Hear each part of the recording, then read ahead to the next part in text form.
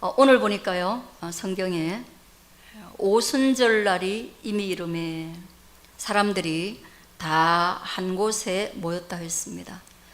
지난주에 성경 말씀을 나눌 때에도 사람들은 기도하는 일에 힘을 다했습니다. 그리고 마음을 다 쏟았습니다. 이유는 두 가지예요. 하나는 예수님이 죽으셨기 때문에 그 예수님의 죽음을 바라본 자로서의 불안도, 예수님이 죽었으니 예수를 따르는 나도 죽을 수 있다라는 불안함 때문에 우리가 어떤 기도에 몰두할 수밖에 없는 상황, 이런 하나의 이유가 있고, 또 다른 이유가 있다면 그것은 예수님께서 말씀하신 대로 야, 내가 가면 또 다른 하나님이신 성령을 너희에게 보내줄게. 그리고 그 약속한 것을 기다리라. 그 언약의 성취를 바라는 마음으로 기도했단 말이죠.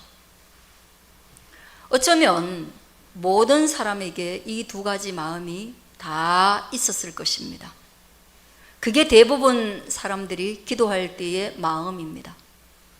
우리도 기도할 때 하나의 마음은 불안함입니다. 지금 사는 게, 또는 내가 해야 될 일이 무겁거나, 또는 내가 이룰 수 없는 일이거나, 또는 내가 해결할 수 없는 고난에 직면했을 때 우리는 하나님 앞에 나올 수 있습니다. 아니, 그럴 때에 하나님께 나와야 합니다. 하나님께 굳이 멀쩡하게만 나오는 것은 아닙니다. 상처를 가지고, 연약함을 가지고 하나님께 나오는 것입니다. 그러나 우리의 또 다른 한편의 마음은 그런 것입니다. 하나님이 이 문제를 해결해 주신다는 수많은 성경의 약속을 믿고 나오는 겁니다. 나처럼 이렇게 어렵게 살던 야곱이 야복강에서 응답받았었지, 그 하나의 사실을 믿고 나오는 겁니다. 또 하나, 애굽에서 종살이하던 이스라엘 백성들의 그 신음하는 소리를 하나님이 들으시고 모세를 준비하셔서 그들을 탈출시키셨지, 그렇다면 하나님은 또 나에게 그 동일한 은혜로 내 인생을 탈출시키시고 회복시키겠지, 그런 언약을 믿고 나오는 겁니다.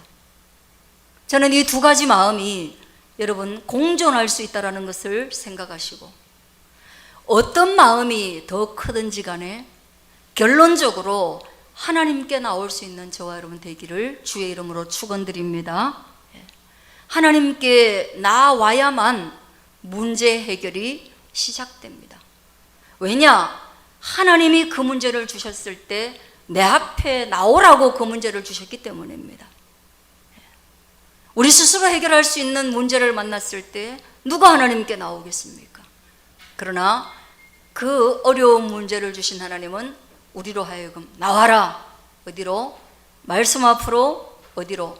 교회로. 어디로? 하나님의 면전으로 나와라. 나오시는 여러분 되길 바랍니다. 그래서 기도하러 모였을 때에 시간적으로는 오순절이라고 그래요. 5개의 순이라고 하면 50일이에요. 한 순이 열이에요, 열. 예수님 부활하신 그날부터 시작해서 50일이 지나고 난 뒤에 호련히 하늘로부터 기도하는 장소에 급하고 강한 바람 같은 소리가 있었다고 했어요. 이건 소리입니다. 뭔가 소리가 났습니다. 그런데 그 소리를 어떻게 묘사했냐면 급하고 강한 바람 같은 소리예요. 여러분은 이 급한 바람 그리고 강한 바람, 제가 상상하기는 교각에 가면 이런 소리가 나요. 그죠? 다리가 높이 있고 이런 데는 보면요, 바람이 센데요, 그 바람은 엄청나게 빨리 흘러요. 건물하고 건물 사이에 바람이 지나갈 때는요, 세면서 큰 바람이 지나가요. 그러니까 이런 공간에 갔을 때 나는 바람 소리는 귀에도 들리죠, 바람 소리가.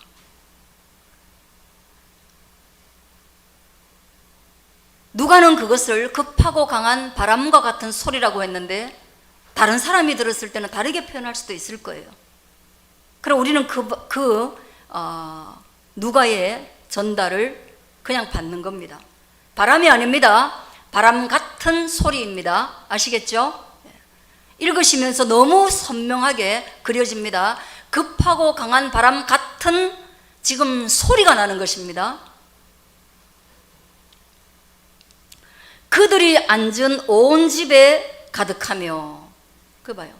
소리가 어떻게 온 집에 가득할 수 있죠?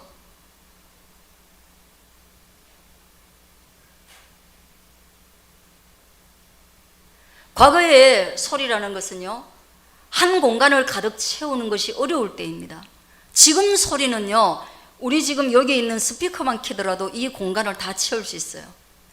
제가 지금 마이크를 쓰기 때문에 이 소리도 여러분을, 이 공간을 다 채울 수 있습니다.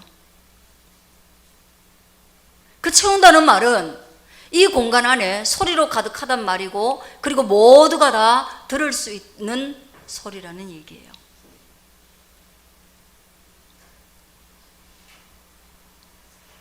그렇게 가득하며 3절 보세요. 마치, 이것도요, 마치예요. 어떤 표현할 수 없기 때문에 마치라는 단어를 씁니다. 마치 불의 혀처럼 갈라지는 것들이. 불은 매 순간 모양이 변하는 것이 불이에요. 불은 한순간도 동일한 모양을 가지고 있지 않습니다. 그러나 다만 그 모양의 변화가 비슷하기 때문에 우리는 그 불을 이렇게 그립니다. 그렇다면 마치 불의 혀처럼, 이런 불이 이렇게 갈라지는 혀처럼, 불의 혀처럼 갈라지는 것들이 그들에게 보여. 지금 청각적으로는 소리가 들리고 시각적으로는 이제 불의 혀처럼 갈라지는 것들이 그들에게 보였다는 거예요. 불로 표현했으니까 시각적으로 색깔도 우리가 추측할 수 있겠죠. 그리고 그 불의 모양도 추측할 수 있습니다. 그리고 그 사람들에게 보였는데 각 사람 위에 하나씩 임하여 있더니, 하나씩 이런 모양의 불이 임하여 있다는 거예요. 크기는 모르겠어요. 소리와 함께 이런 모양을 가진 불이 각 사람, 한 사람 한 사람의 머리 위에 임하여 있더니, 느낌으로 뭔가 뜨거운 것이 엄청난 소리와 함께 한 사람 한 사람 위에 임하여 있다, 이런 장면을 상상할 수 있어요. 그런 장면이 일어나자마자 4절입니다. 그들이 다 성령의 충만함을 받고, 이런 청각과 시각의 효과를 인하여서 성령이, 하나님이 각 사람에게 임하니까 그 사람들이 충만함을 받고 가득한 뭔가를 받았다는 거예요. 뭔가 가득함을 받았다는 거예요. 뭐예요? 외부로부터 들어오는 힘이 가득하게 그 사람을 채웠다는 거죠.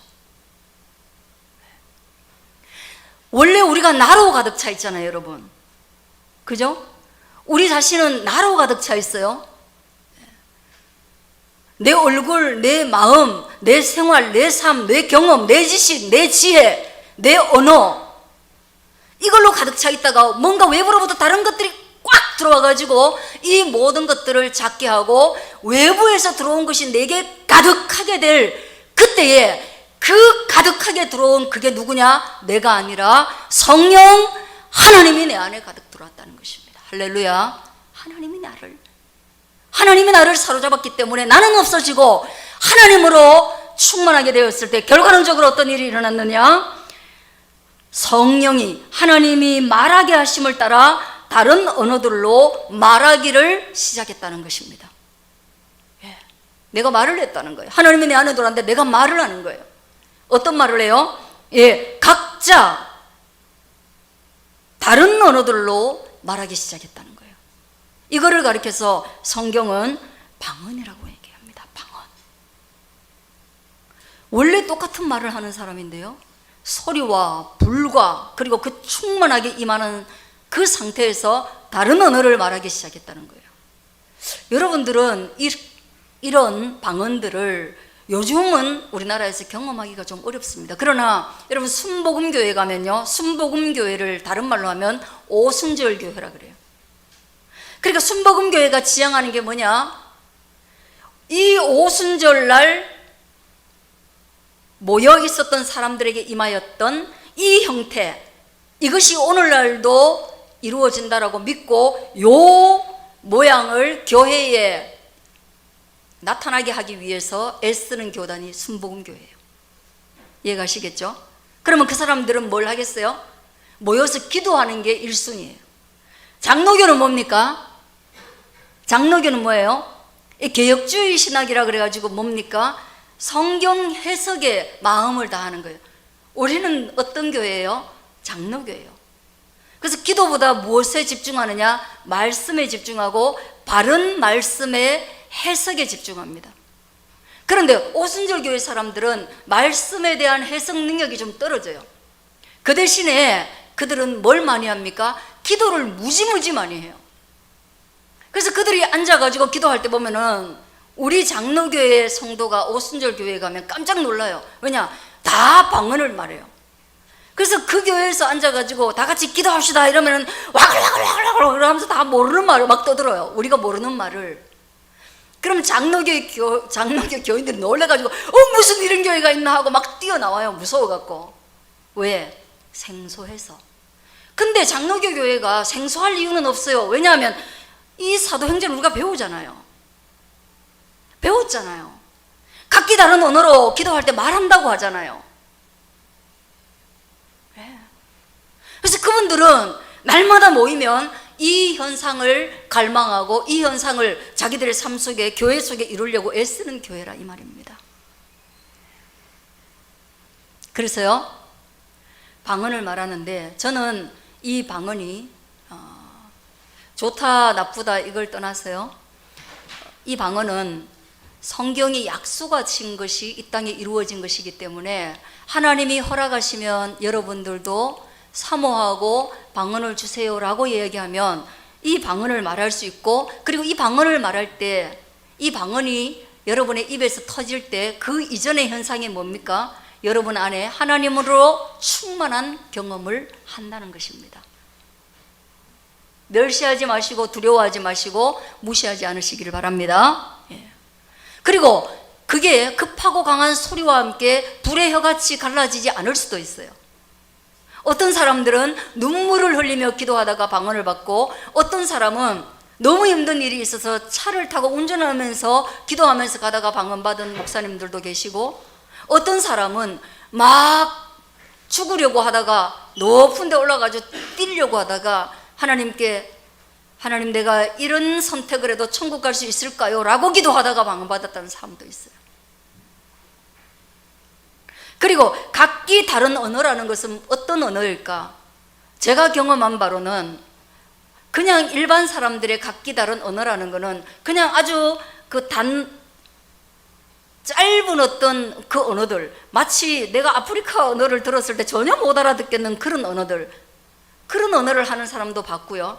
또 어떤 사람은 제가 청년 때 본 사람 중에 하나는 나는 그 사람이 중국어를 하는 줄 알았어요. 완전히 중국 그 성조를 다 쓰면서 기도에 방언을 쓰는데, 그 사람 당신 이거 중국어입니까? 라고 물으니까 모르겠대요. 자기도 그냥 다만 기도하다가 방언을 받았는데 남들이 듣고 중국어 방언이라고 하더라. 그럼 당신 이거 말하는 거 해석이 됩니까? 해석 못한대요. 그러면 이거 중국인하고 소통이 됩니까? 연판 중국어하고 똑같은데 중국인하고 소통 안 된대요. 그런 분을 봤어요. 소통되면 얼마나 좋겠어요, 그죠? 그럼 한 개의 언어를 그냥 한꺼번에 공짜로 받는 건데, 그러면 내가 억울하지. 옆에서 같이 기도했는데. 근데 내가 프랑스어 방언하는 사람도 봤어요. 살살 넘어가요, 소리가. 그런데 문제는 뭐예요? 그 사람도 똑같았어요. 그 사람도 프랑스어처럼 그렇게 있잖아요, 막 잘 말하는데 프랑스인이 그 말을 못 알아듣고 자기도 프랑스어를 못 알아들어요. 그러니까 이 언어는 어떤 언어입니까? 이 언어는 어떤 언어입니까? 좀 설명하기는 어렵지만 언어로서의 가치는 제1번 가치가 소통인데 이 세상에서 언어로서의 기능은 없다. 방언은 그런 겁니다. 그러나 기도 중에 받았기 때문에 하나님과의 소통에서 이 언어는 효력이 있다 없다? 있습니다. 하나님과는 이 언어로 소통이 가능합니다. 왜? 하나님이 충만한 상태에 주셨기 때문에. 그러므로 기도할 때 이 언어를 사용하는 것은 좋은 일입니다. 세상 사람들은 못 알아듣지만 그 언어를 하나님이 알아들으시고, 내 마음속의 의미를 모르기 때문에 열매를 맺을 수 없지만, 그러나 내 영의 호소를, 남에게 다 말할 수 없는, 나조차도 나를 모르는 내 영혼의 호소를 하나님이 시키셔가지고 내 영혼의 호소를 하나님이 원하는 기도를 하게 하는, 그게 바로 방언인 것이에요. 그래서 여러분이 사모할 수 있게 되기를 바라고, 그럼에도 불구하고 장로교에서는 체면을 가지고 이 방언을 사용해야 한다. 순복음교회 가면 조금 체면을 내려놓고 해도 별 무리가 없다. 왜? 거기는 그 색깔이다. 다 그렇게 하고 있어요. 장로교는 아닙니다. 그런 방언을 누가 받았다? 예, 성령이 말하게 하심을 따라서, 사람이 한 것이 아니라 성령이 말하게 하심을 따라서 했다는 것입니다. 그렇게 할 때 성령은 이 방언만 하는 것이 아니라 18절 보세요. 그때 내가 내 영을 내 남종과 여종들에게 부어주리니, 내 영을, 이게 성령이에요. 남종과 여종에게, 모두에게 부어준다는 것입니다. 모두에게 부어준다는 것입니다. 여러분, 옛날에 좋은 것들은 다 남자가 받았어요. 옛날에 상속도 남자가 받았어요. 복삭 소가수다에 보면 어촌 게장도 여자를 안 시켜요. 거기에도 남녀 차별이 있어요. 그리고 거기에 남녀 차별이 하나 진짜 정확하게 나오는데, 그걸 뛰어넘는 게 나와요. 뭐냐? 배에 여자가 먼저 올라타면 재수 없다 그래가지고, 용왕이 노한다 그래가지고 여자를 못 올라타게 하는데, 그 관식이가 올라타게 합니다. 진짜 큰 용기거든요. 정말 큰 용기예요. 성령 하나님이 이 땅에 오실 때 그 남종과 여종에게 모든 성령의 하나님이 임하였다라는 것은 놀라운 일입니다. 성령이 편견 없이 이 땅 가운데 쏟아부어졌다라는 것은 놀라운 일입니다. 그 시대의 제사장들은 누구입니까? 남자밖에 안 되는 것입니다. 하나님이 남자와 여자에게 동일하게 다 임했는데, 그러므로 우리 안에 모두에게, 우리 모두에게 하나님이 계시는데, 이제 더 이상 남자나 여자에 대한 편견이 없어질 때가 된 거예요, 여러분. 네. 그리고 더 나아가서 하나님은 위로 하늘의 기사와 아래로 땅에서 징조를 베풀어서 이 땅 가운데에 하나님의 놀라우신 능력이 나타나게 하시는데, 이 능력은 심판의 능력이라는 것입니다. 이 본문에서는 심판의 능력을 의미하는 거예요. 하나님은 창조주 하나님이세요. 그러나 하나님은 타락한 인생 가운데에, 타락한 역사 가운데에 종말을 예비해 두신 겁니다. 이 땅은 영원하지 않습니다, 여러분. 우리의 생명이 영원하지 않은 것처럼 이 땅도 수명을 다하면 사라지게 될 것입니다. 죽음에 도달하게 될 것입니다. 어쩌면 땅이 수명을 다하기 전에 하나님의 심판의 역사, 종말이 이 땅에 밀려올 것입니다. 그걸 누가 하느냐? 하나님이 하신다는 것입니다. 하나님이 심판하기로 작정하시고 나면 인간은 그 어떤 방법을 동원하여도 구원함에 도달할 수 없습니다. 마치 하나님이 데려가시고자 질병을 이 땅 가운데 풀어놓으면 그 누구도 그 질병을 고칠 만한 기술을 가질 수 없는 것처럼, 이 땅에 종말을 주겠다라고 하나님이 말씀하시면 어떤 정치인이나 어떤 위대한 선지자가 나와도 이 땅을 구원할 수 없습니다. 그것이 하나님의 법칙이에요.